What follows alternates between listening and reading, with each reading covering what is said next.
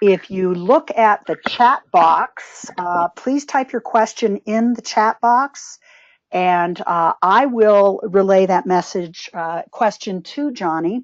So there won't be any interruptions except for me interrupting Johnny. So again, please use the chat box for questions, and I will be monitoring that. Our session will be recorded, and it will be available in about a week on the PTAC webpage within our GoEd webpage, which is business.utah.gov. So with that, I'd like to introduce Johnny Wilkinson. He is our PTAC manager. He is a longtime friend to rural Utah as well as urban. He's been with GoEd for quite some time and is a fantastic contact for all of you. So with that, I'm going to turn the presentation over to Johnny. Okay, sounds good. Can you hear me okay? Yes. Okay, good. Yeah, I actually am the regional manager of a region that covers most of Salt Lake Valley. And we have folks across the state from Logan to St. George that are regional managers and can provide the same services that I do. So I just want you to be aware of that, and we'll talk about those folks so you'll have some contact information in just a little bit. The Procurement Technical Assistance Center is kind of a hybrid federal-state program. It's actually a federal program across the country, but it requires that each PTAC have a match in funding from a state or local government entity. And in our case, we have one PTAC in Utah, but we have divided it up into several regions. And that PTAC receives its state funding match from or through the Governor's Office of Economic Development. So we function as a program within the Governor's Office of Economic Development. So I just have this little thing here just showing you that our bid match, which is kind of the centerpiece of our program, is a key to a lot of money, and it is actually. It's what we do when we take on new clients is we register them in our bid match program, which is where you will have access.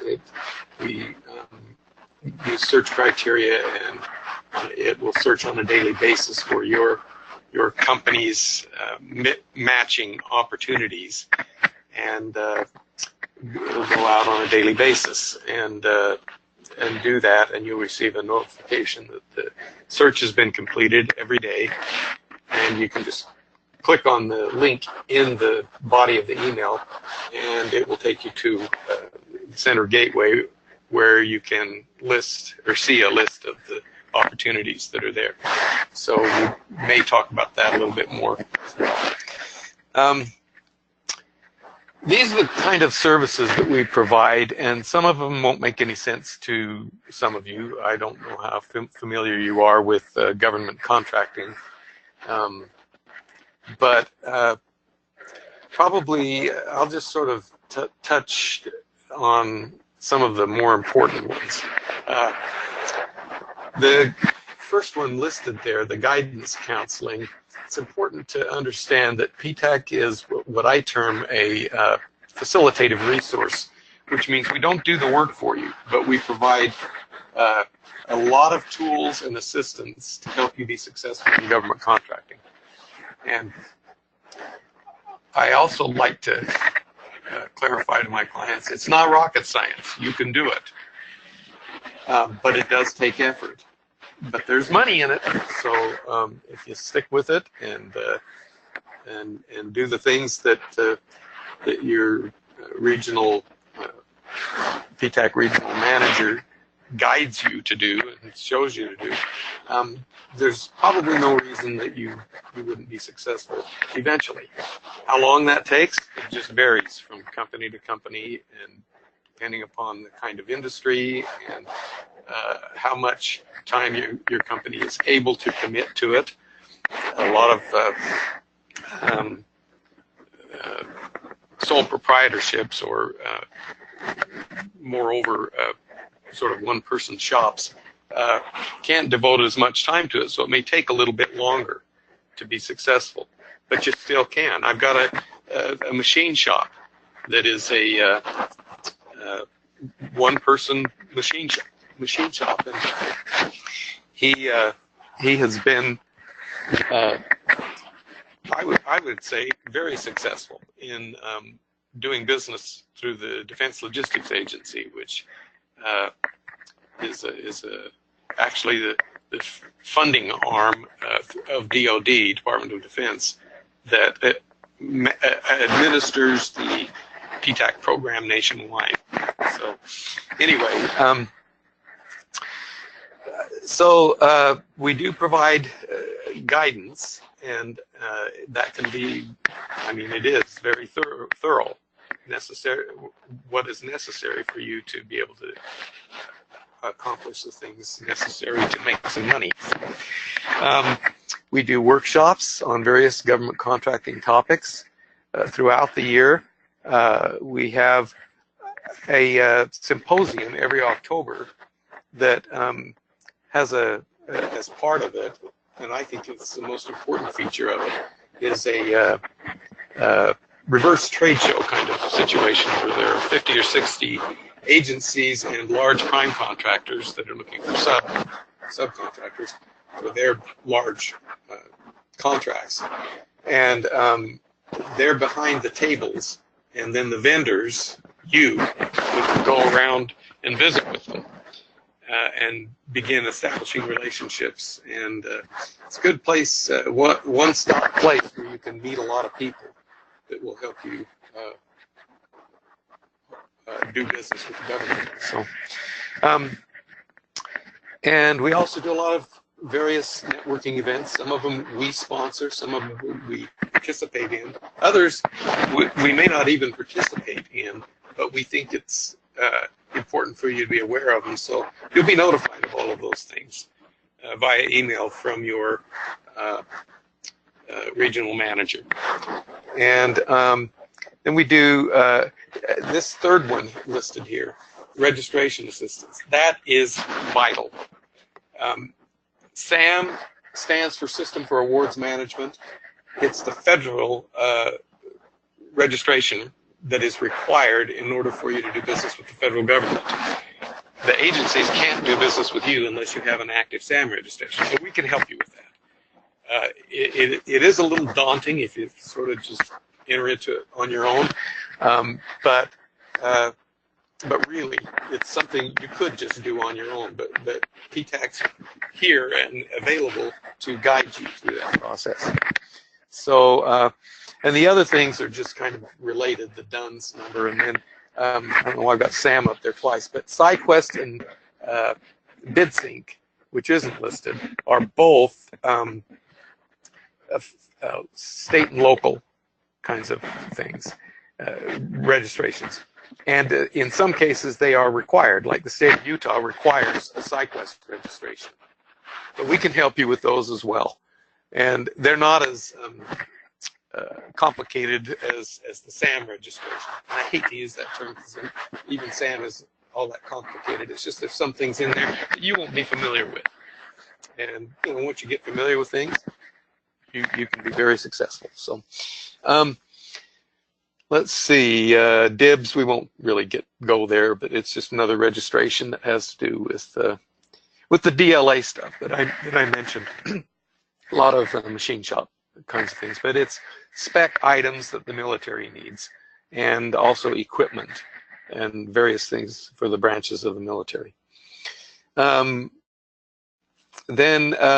we also provide guidance and assistance on things like subcontracting, mentor-protege, things that the mentor-protege, you may not be familiar with what that is, and I'm not going to take time to go over that, but it's something you'll become familiar with as you enter into the world of government contracting.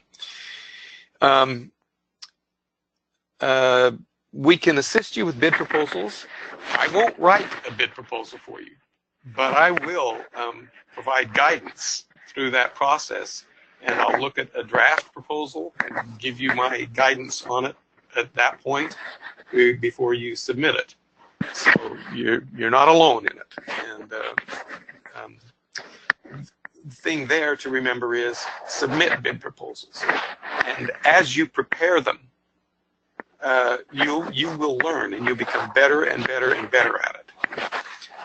Specs and standards, sometimes those are required for particular contracting opportunities, and we can help you with those. And procurement histories are often helpful, particularly in understanding what the pricing has been in the past. And we can provide information like that for you. GSA is another avenue for government contracting, General Services Administration, and we can help you go through that process. It takes months to get through it, but once you do, you're on their site as a vendor, and it represents about 1/10 of all federal procurement, which is... Johnny, excuse me. We've got a couple people commenting that the sound is difficult. I don't know if things are being moved on a table or something like that, but we're getting a lot of extra noise and can't concentrate on your voice. I haven't been moving and making noise, so wow. I don't know what we're... Okay. Now, whatever you're doing right now, it's perfectly clear. Okay. Yeah, so great. Thank you. Sorry to interrupt you. I leaned back at one point. Maybe I shouldn't have done that. So I won't do that in the future. Anyway, GSA represents about 1/10 of federal procurement. And that's about $45 to $50 billion a year. So it's a lot of money. But that's just 1/10 of procurement, federal procurement. And that's not to mention state and local. So there's a lot of money available for people who want to pursue government contracting from the federal to the state to local levels. By local, I mean state, or excuse me, cities and counties, school districts, special service districts, anything that's government but not federal, and higher education as well. And state, we help with those things. FAR, Federal Acquisition Regulations, is people get intimidated by that. It's a huge document of regulations, but we can also help you with that. So we'll move on to the next thing, which is a listing of the regional managers around the state. And for the rural offices, we're looking at Cedar City, Joni Anderson. She's at Southern Utah University. Cam Findley is in St. George, but I believe he also takes care of like Kanab and maybe one or two other counties down there. I can't recall for sure, but both of those handle the Southwest region. And then Jack Shones at the bottom there handles the Southeast region of the state, the 4 counties in the Southeast region, from Price down to Blanding and San Juan County. And then Mark Holmes is out in the Uinta Basin. So we really do cover the state, and this is the first time we've been solid with a regional manager covering every part of the state in some time, and so I feel really good about that. So we will have this, as Nan mentioned, on our website, and it will also list, our website lists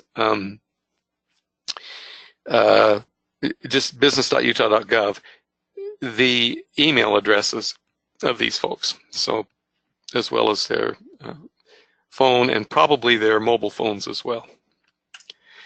Okay, we won't worry about that. But this is the SAM site, www.sam.gov. Be sure if you go to this that you put the S at the end of the HTTP.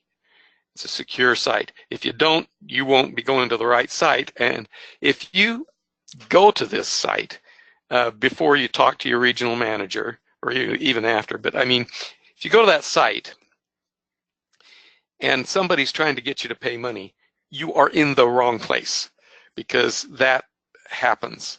And it can range from like $500 to thousands of dollars that they're asking from you. You do not need to pay anybody money to register on SAM or any of the other registration sites. The PTAC folks can help you with the help that you need. So just remember that. It's important. These are just some set-aside programs, just so you'll understand what set-aside means. It means that certain groups are considered socioeconomically disadvantaged, including small business. It's the largest set-aside program, and the federal government has target percentages for doing business with those particular groups. And the small business set-aside, the target for that is 23% of all federal procurement. So that's like $125 billion of business with the government. The 8A program, that is typically minority, but it's not strictly. The language doesn't say that. It says socioeconomically disadvantaged. But you have to go through like with GSA, you have to go through a certification process that is going to take you some time, months. But you can get help, some help from PTAC, but we will refer you to the SBA mostly for that, and they have people that can assist you. And the hub zone program, we don't have a lot of hub zones. We do have a lot of counties, several counties in the state, mostly rural ones that are eligible. Stands for historically underutilized business zones. But you have to go through a certification process to be in an area that is actually certified as a hub zone. But those counties are eligible areas, and I don't know which ones are, but most of the rural counties, I think, are. Woman-owned small business, that is a certification process. It takes a couple of weeks, maybe 3 weeks to get through, but it is self-certifying. So you just go online, fill out the information. There's no verification process or anything for it.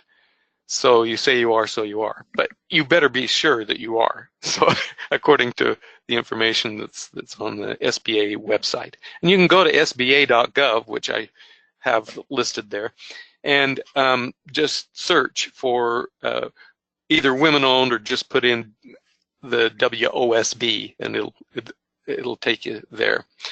Service disabled veteran-owned business, that's also listed there on the SBA site. There right now is a VA program that is separate, and I show that down there, VA verification. You have to go through a very kind of rigid verification process. It's to be sure that the folks that are benefiting from it are actually service disabled veterans, or in the case of the VA program, veterans. The broader federal one isn't doesn't include veterans, although there may be will be solicitations that are veteran preference, but those differ a little bit, and I won't take time, I don't think, to discuss that too much right here, because you can learn all of this from your regional manager when you schedule an appointment, or just call them on the phone and talk. But it's good to schedule an appointment, go in their office and sit down with them, and if the office is fairly distant from you, they're happy to do it over the phone. Sometimes they can even schedule to come to your place of business and do it and get you registered. So we'll accommodate you in any way that is reasonable and possible for us to do. We want you to do this. It's good for the federal government, the state government, local governments, and it's also good for you, and it's good for the state. So this disadvantaged business enterprise won't spend much time on that. It's transportation projects. Oh, and by the way, that VA veteran and service disabled veteran program is only for VA projects. Sooner or later, probably sooner, that's going to merge with the SBA service disabled. And I don't know exactly how that's going to take place, but they're doing some things to try to pull all of that under one umbrella or one roof. So, but anyway, this DBE certification is good for transportation projects. So things that involve federal funding, like DOT, UDOT projects, for example, would come under that.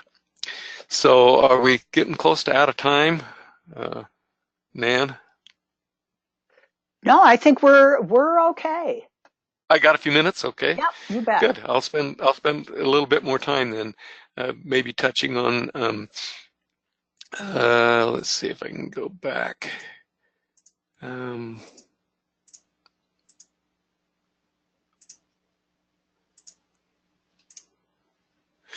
Okay.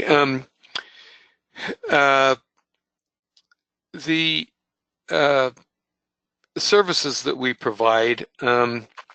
We can enhance them. We have a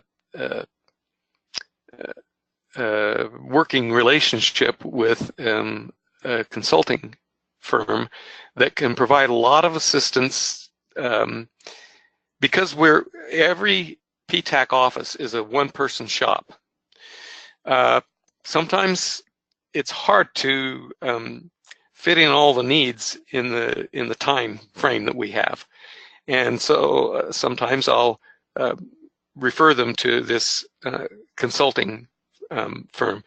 Now, we have a pot of money to pay them, so the client does not have to pay them. If I decide that they need to go to this consulting firm, I'll just refer them, and there won't be any extra charge or anything. And there are no charges for our services, by the way, with the exception of the specs and standards that are listed here, about what, fifth or sixth one down.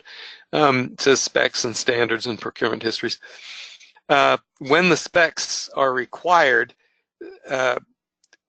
if the price for the spec is over $100, we're supposed to bill you for that amount over $100.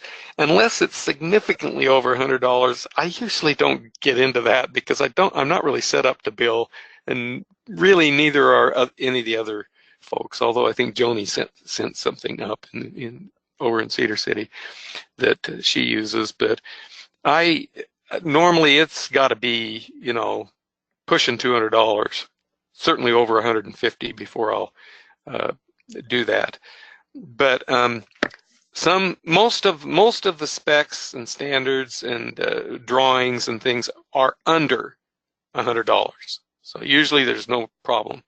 But I have seen them as high as $600 and something. But I will notify you that it's, that's the price before I do anything to order the spec. So you can make a determination if the risk is worth it to you to get it before you submit the bid proposal. Let's see. GSA. We utilize a consultant with this firm to help our clients get through that process. So they'll take you through it, even though it takes months to get through it. And it can really be worth it to you because it's a streamlined way of doing things so that you don't, the agency doesn't have to go through the contracting process. You just, they will go on their site to find you, once you're on there, to find you. And if you're on there, they can just make an order and buy from you, whether it's a service or a product. So that's helpful to them and makes you more available. And I have a lot of clients that make pretty good money on GSA projects. So I have mentioned there the National Security Agency. The intelligence agencies are a little bit different, the way they handle things. Most agencies are required to post on the FedBizOps site. That's fbo.gov. You might want to go there and take a look at that site sometime. It's where the federal government posts everything that is estimated to cost $25,000 or greater. Now, if it's not an intelligence agency, the agency has to post it there. And it's required. So it'll show up there, and we search that in our bid search. So so you don't have to. And you'll get the information about the solicitations that come off of FedBizOps. But like NSA, for example, they have their own way of doing things, and so you have to register on their site, and they will find you. And they'll send out, if you're an appropriate person for something, or company for something they need, they will send out market surveys, and you'll respond to the market survey. And that's how they do a solicitation. So I guess I don't see anything else here that is real of interest. This DUNS number thing, that is something that is required in order to complete your SAM registration. But if you go into SAM and create your account and then get into the registration, the first thing they're going to ask for is a DUNS number, and it'll have this link there for you to click on, and you can request a DUNS number. But when you meet with your regional manager, they'll go over all of this with you thoroughly. So again, you're not alone. You've got somebody to go to and get assistance with these things, and you can be successful. So I'm going to go to this point and stress these two P words: patience and perseverance. Patience with the process, because you can't change it and I can't change it. It just is. But it's something you can get the hang of. And a lot of clients, I've worked with them, and they've started from scratch, not knowing anything about government contracting. And now they're very successful at it. So I know it can happen. And I've been doing this for more than 12 years now. So I've seen some real good success. And also perseverance. Stick with it. Don't give up. You can be successful. It may take months before you land your first contract. It may take years. I've seen it take years. But if the client stays with it, or if they drop off for a while and then come back, but don't completely give up, eventually you will win contracts. But remember, you have to submit bid proposals to do that. So that's and the more you submit, the better, because you'll learn from it, and also it's kind of a numbers game. The more you submit, the sooner it's going to be that you're going to land contracts. So anyway, that's my presentation. I think I'm done.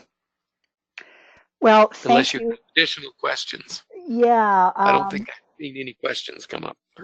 I don't think we have. So that means you did a great job. So thank you so much. Actually, I have a question.